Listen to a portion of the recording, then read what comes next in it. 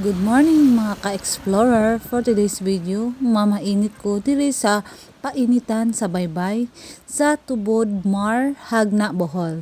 So mauni ang lugar sa painitan and nindot kaayo kay peaceful jud siya and hinlo og nature jud ang iyang mga style. So mauni siya ang lugar. Nice kayo and ako lang usa. Okay, lang gi-enjoy lang na ho, chill alone.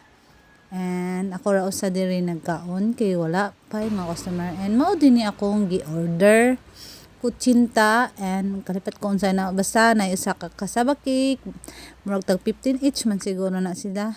Then chill alone kay as in ganahan jud ko diri ang mainit kay na si kwate naman boy mga puto. Then kanila jud ang gipili kay di ko kayo hingaon og puto kay murag maghapdos akong tiyan. So mo to akong gipili. So kani nga order na ho niabot ni og 60 plus ang nabayad. So sulit jud siya guys kay lami jud og makabusog na jud siya.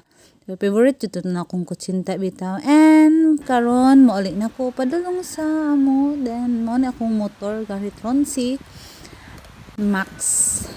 And now, magbutang sa ko sa akong nag-jacket ko gamit then.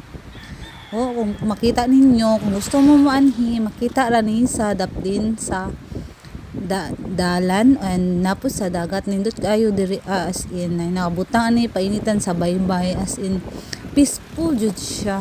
Dami jud magtambay ani then magmuni sa dagat karon.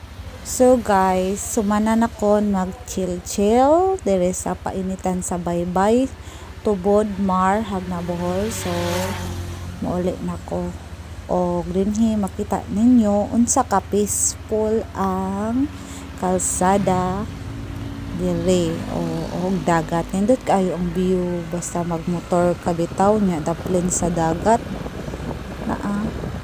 Makita ninyo guys, sobra ka peaceful o nice jud tan-awon. And dili jud ka katugon magmotor kay as in ganahan jud ka dire sa Bohol mag rides. Og safety lang pud siya pero ayaw lang pud og pakusog og dagan kung moabot na ka sa kada lungsod o mga busy nga area kay aron dili ta mabangga kay naay mga budyagon nga mga driver nga mukalit lang og liko labi na sa mga rila. So mga ingani nindot lang jud siya drive kay as in gamay ra jud mga labay guys and peaceful ra jud siya. And that's all the for today's video kay gamay ra igo ra kong video kamay. And thank you for watching guys. Bye.